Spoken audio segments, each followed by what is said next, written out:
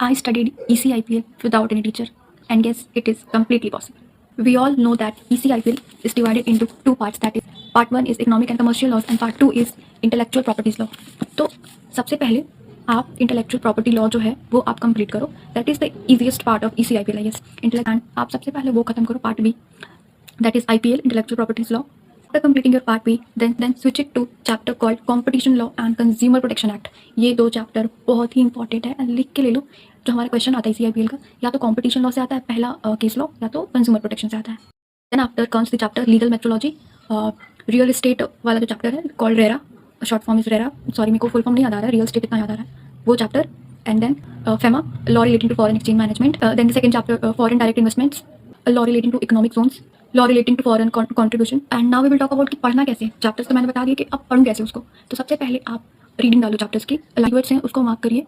एक बार जब आप चैप्टर कर लीजिए, then just move to the question of that chapter.